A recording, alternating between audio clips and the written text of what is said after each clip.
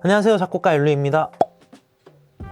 일단 쉽게 얘기를 하자면 이제 트랙메이커 친구들이 인스트루멘탈이라고 하는 것들을 만들어주면 거기에 멜로디와 가사를 붙이는 일이라고 얘기를 할 수 있고, 또 그 멜로디 가사를 붙인 것을 후반 작업하는 일, 튠이라든지 만들어 놓은 이 가사와 멜로디를 가수들이 부르는 걸 직접 디렉팅 한다든지 이런 것들을 탑라이너들이 하게 되죠. 트랙을 아예 이해를 못하고 있으면 또 안 되는 것 같아요. 곡의 어떤 반주와 탑라인 이 두 개가 어우러져서 한 곡이 완성이 되는 거기 때문에 보컬 믹스적인 것도 알고 있으면 트랙메이커 친구들과 같이 얘기할 수 있는 부분들, 이런 것들이 많아진다고 생각을 하고, 탑라이너로서 기능적인 부분들은 그렇다고 할 수 있을 것 같습니다. 사람의 영향인 것 같아요. 그 파트 둘 다 음악을 하는 건 똑같지만 그 음악에서 관심도의 차이라고 저는 생각을 하거든요. 쉽게 얘기하자면 탑라이너는 좀 감성적인 영역, 이런 것들에 더 투툴하게 민감하게 반응하는 친구들이 그 탑라이너를 맡아서 해주면 훨씬 좋은 영향력을 끼칠 수 있는 것 같고요. 트랙메이커 친구들도 그런 부분들도 있겠지만 조금 더 정확하게 판단을 할 수 있는, 이 음악이 이런 장르가 되려면, 이런 감성을 내려면 어떻게 사운드가 배치가 돼야 되고, 이런 것들을 영향을 많이 받았으면 트랙메이커가 되는 것들이라고 생각을 하는 것 같아요. 저는 탑라이너가 작사까지 해야 된다고 생각하는 주의거든요. 근데 이유가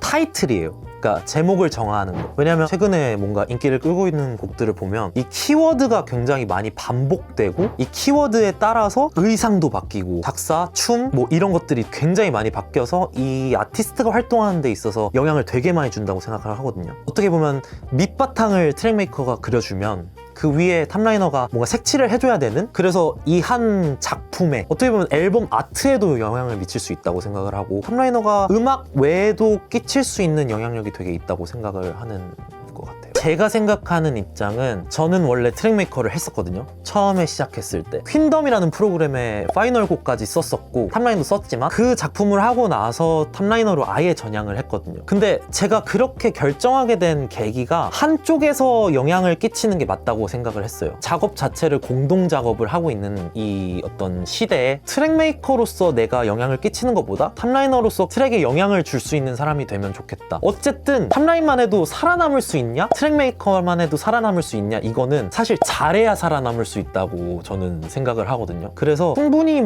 살아남을 수 있다라는 말에는 동의를 할 수 있을 것 같아요. 그 살아남는 게 스타일이 있어야 된다고 생각해요.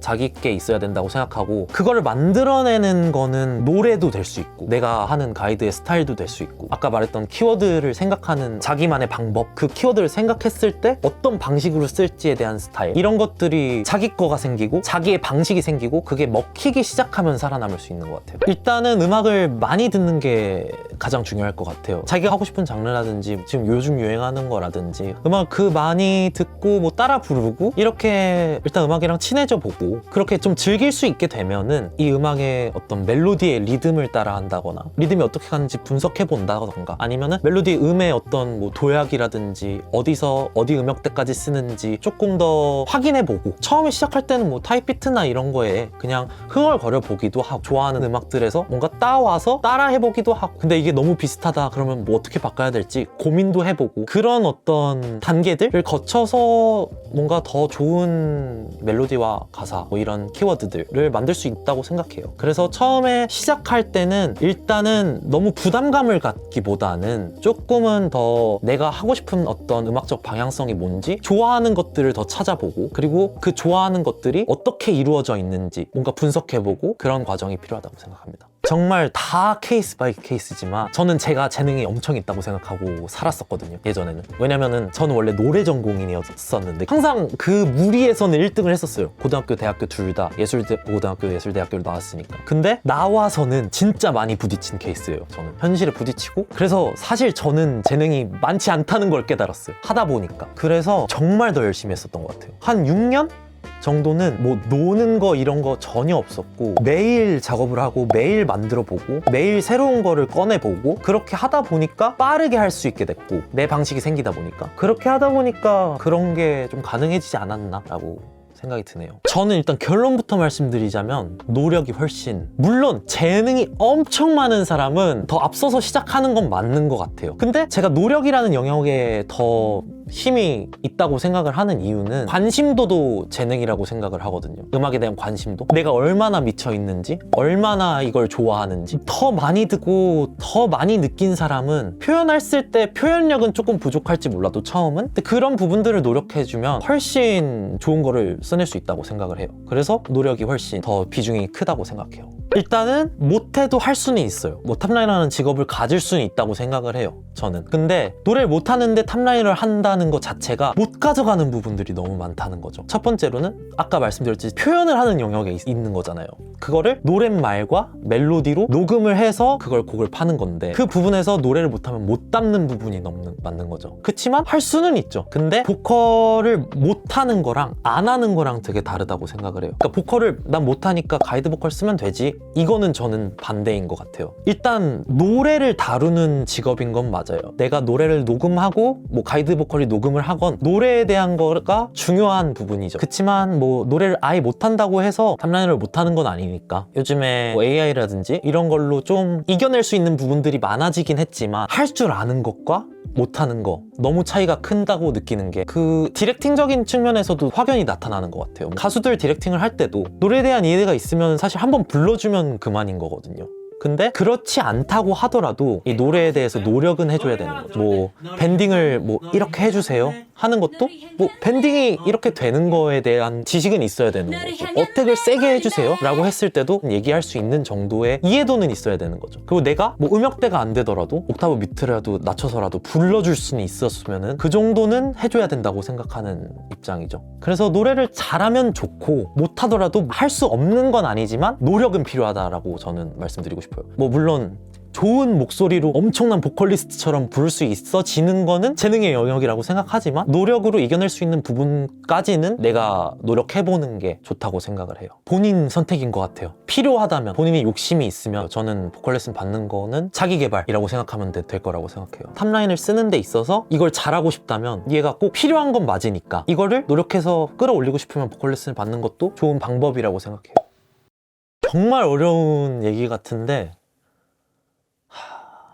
저는 그런 친구들한테 돌아보라고 얘기하긴 하거든요. 자기가 해왔던 걸 돌아보라고. 근데 뭐 열심히 했냐 안 했냐를 돌아보라는 것보다는 어느 부분에 신경을 쓰고 있냐가 중요한 것 같아요. 내가 너무 멋에만 치우치지 않았나? 그러니까 곡을 쓸 때 막 멋있게 쓰려고만 치우치지 않았나? 분명히 탑라인에 대한 거를 얘기했을 때 수요가 다 있다고 생각해요. 예를 들어서 되게 케이팝스러운 곡도 요즘에 수요가 있어요. 그리고 팝적인 어떤 외국인이 막 쓴 것 같은 곡도 수요가 있고, 여러 가지 수요층이 있는데 내가 안 되는 건데, 이거는 내가 영향을 그만큼 받지도 않았는데 그거에 뭔가 너무 몰입하고 있지 않나, 그런 것도 생각을 해봤으면 좋겠다고 얘기를 하는 것 같아요. 저도 제가 잘하는 게 확실하게 있고 제가 되게 자신 있는 영역들이 따로 있으니까 그런 걸 하나 만들어 놓으면 무기가 되고, 그거 하나하나가 발매가 되고 이렇게 되다 보면 다른 친구들이 이걸 하고 싶을 때 내가 이걸 도와주면 되고, 그래서 뭔가 상호관계가 생기고 탑라이너로서 조금 더 앞으로 나아갈 수 있는 방향성인 것 같아요. 모든 걸 잘할 수는 없다고 생각해요. 근데 탑라인이라는 거 안에서 내가 잘할 수 있는 거, 내가 지금 확실하게 이해하고 있는 음악이 뭔가, 그걸 생각하는 게 좋은 어떤 돌파구가 될 수 있을 거라고 생각을 해요.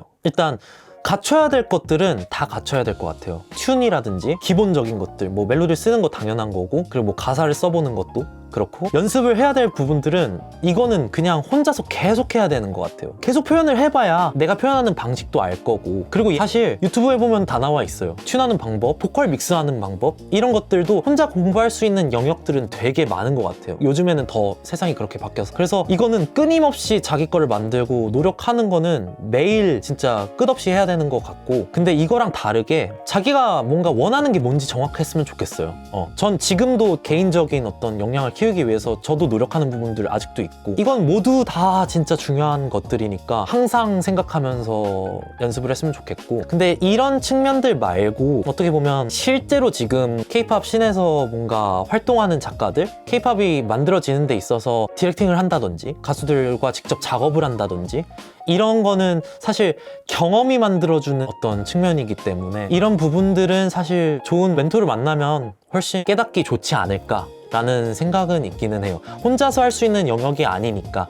다른 것들은 뭐 유튜브를 보건 뭘 하건 얻어낼 수 있는 것들이 전 지금 많다고 생각을 하거든요. 남들과 작업을 해보고 분명히 혼자서 뭔가를 계속 만들어내는 사람들의 어떤 답답함이 분명히 있을 거라고 생각을 하고, 그리고 그런 것들을 해소해 줄 수 있는 그런 멘토를 만나면 되게 좋지 않을까 라는 생각을 하네요. 아예 처음 이거를 해본다고 생각을 하고 뭐 멜로디를 써보자 했을 때 사실 그냥 막 흥얼거리면 케이팝스러워지진 않아요. 뭔가 음악이 어려워질 거예요. 듣기 뭔가 기억에 남는 것도 없고. 그래서 기억에 남는 게 뭔지 일단은 잘 들어보면 좋을 것 같아요. 그 노래를 카피도 해보고 그 다음에 얘는 이런 식으로 만들었구나 를 캐치를 하면 좋을 것 같은데, 예를 들어서 설명을 하나 해드리자면 뭐 크러쉬의 어떻게 지내라는 노래가 있어요. 이 어떻게 지내가 어떻게 지내? 라는 이 키워드로 시작했고, 이거를 어떻게 지내? 라고 반복시켰고, 나 없이 라고 정리해줬어요. 이런 폼들을 가져가는 거죠. 또 뭐 어떻게 지내? 원래 다 이래? 변화를 했네? 이런 것들을 캐치를 해보는 연습을 해보면 되게 실력이 좀 많이 늘 것 같아요. 자기가 정리하는 방법들이 생기고, 그러다 보면은 조금 내가 하나하나 더 쓸 때 더 케이팝스러워지지 않을까라는 그런 연습 방법들을 좀 설명해 드리고 싶어요. 일단 작곡가라는 직업 자체, 뭐 탑라이너도 똑같고 트랙메이커도 똑같겠지만 자기가 바래왔던 그런 순간까지 되는 게 되게 어렵잖아요. 그래서 뭐 현실적인 뭐 금전적인 문제도 있을 거고, 뭐 여러 가지 마음에 안 드는 부분들, 자기가 버티지 못할 것 같은 부분들이 되게 많은 직업이라고 생각을 해요. 근데 저도 엄청 힘들었었거든요. 진짜로 상상도 못할 정도로 힘들었어가지고. 근데 하나하나씩 나아지는 것 같아요. 곡도 똑같이 내가 작곡가니까 내가 뭔가 다 막 할 것 같은데 진짜 요만큼씩 막 참여하고 하다가 조금씩 늘어나고 한 곡을 다 하게 되고, 이런 것들이 어떻게 보면 단계라는 게 있는데 그거를 좀 더 버텨주면 좋을 것 같아요. 저는 어쨌든 작곡가라는 직업은 버티는 게 답인 직업 같거든요. 조금은 지금 상황에 지치고 힘들지 몰라도 자기가 진짜 사랑하는 일이니까, 자기가 진짜로 하고 싶은 일이니까 뭔가 그것만 보고 조금씩 버티다 보면 조금씩 나아지고, 그거에 또 만족하고 또 열심히 하고 또 조금씩 나아지고, 이렇게 조금씩 발전하는 걸로 버티면 좋겠어요. 뭔가 도중에 그만두는 게 저는 너무 안타깝거든요.